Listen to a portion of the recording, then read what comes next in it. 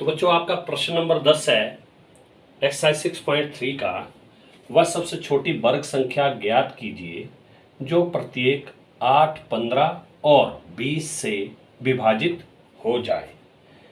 तो इससे पहला प्रश्न भी ऐसा ही था। देखिए आपका 9th प्रश्न, तो सेम वही, अगर आपको वर्ग संख्या ज्ञात करने को कहा है और कहा है कि वह प्रत्येक संख्या, कोई भी संख्या है, जैसे यहां पर इन्होंने 8 दिया है, 15 दिया है और 20 से विभाजित हो जाए।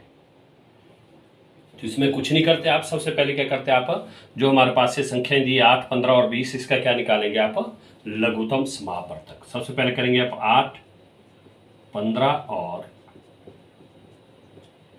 20 का लघुत्तम समापवर्तक। तो जैसे आप निकालते हैं एलसीएम वैसे ही निकालेंगे आप। तो देखिए सबसे पहले इकाई का अंक यहाँ 8 है, यहाँ 0 है, तो 2 से चलाते हैं हम। देखिए इकाई का अंक 8 है, यहाँ पर 0 है, तो ये 2 से चलेंगे। तो 2 से चलाएंगे, 2 चौके 8, 4 आ गया बीच में, 2 पंजे 10, 2 छक्के 12, 2 सत्ते 14, 2 अट्ठे 16। ये होता नहीं, ये वैसे का वैसा ही आएगा। 2 एकम 2 और 0 का 0। फिर 2 से चलेगा, 2 दूने 4, 15 का 15 और 2 पंजे 10। फिर देखिए 2 से, 2 एकम 2, 15 का 15, 5 का 5। 2 के बाद आती देखो 3 की बारी, हम 3 से चलाते हैं। तो देखिए 3 पंजे 15 चलता है, तो 3 से चलाएंगे, 3 पंजे 15 और 5 का 5। फिर चलेगा देखिए 5 से, 5 एकम 5, 5 एकम 5। तो जो लघुत्तम आएगा वो आएगा हमारा इनका गुणा, ये जो गुणनखंड बने इनका गुणा, 2 गुणा 2 गुणा 2 गुणा 3 और गुणा 5, ये सारे। अब आप इनको गुणा करेंगे। देखिए 2 दूने 4, दूने 8, 3 24। देखिए ध्यान से, 2 दूने 4, दूने 8, 8 3 24, 24 और गुणा 5, 5 के 20, 15 10 तो 12। ये आ गया हमारे पास 120। ये हमारे पास आ गया 120। तो अब आप ध्यान से देखिए, जब बात की है वर्ग संख्या की, वर्ग संख्या की बात की है, तो हम इन गुणनखंडों के जोड़े देखते हैं, जिन जिन के जोड़े बने। तो देखिए इसका जोड़ा बन गया 2 और 2 का, फिर ना इस 2 का जोड़ा बना, ना 3 का बना, ना 5 का बना।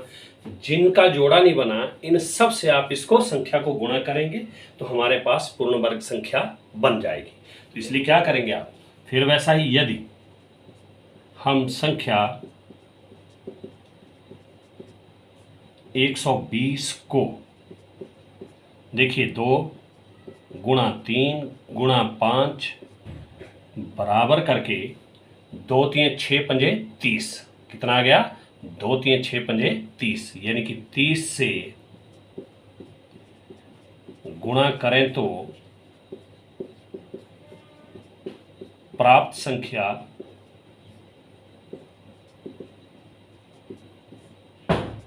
पूर्ण वर्ग बन जाएगी।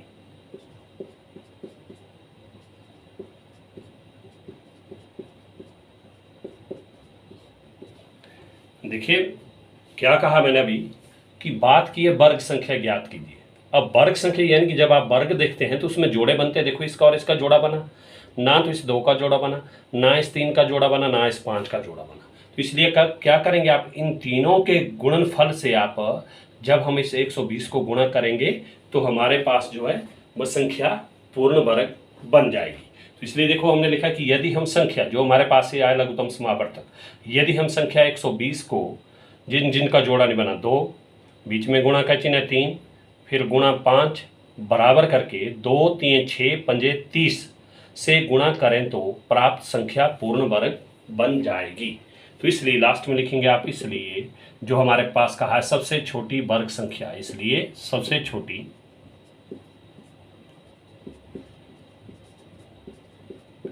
वर्ग संख्या देखिए वो होगी 120। तो हमारे पास संख्या आई है पहले लघुत्तम समापवर्तक। अब इसको किससे गुणा कर रहे हूँ, उसको कर रहे हम 30 से, तो आगे लिखेंगे गुणा 30।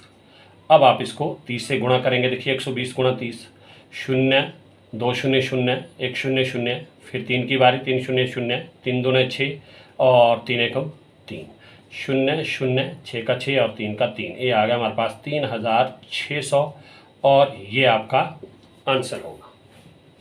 तो इस तरह से करेंगे आप। जब भी आपसे इस तरह से पूछिए कि वह सबसे छोटी वर्ग संख्या ज्ञात कीजिए, तो उसमें क्या करेंगे आप, सबसे पहले जो हमारे पास संख्याएं दी है उनका आप लघुत्तम समावर्तक निकालेंगे। फिर देखेंगे आप जिनका जोड़ा नहीं बनता है तो उनसे आप जो हमारे पास से लघुत्तम समावर्तक आता है उसको हम गुणा करें तो हमारे पास वो गुणनफल जो आएगा वो पूर्ण वर्ग संख्या प्राप्त होती है।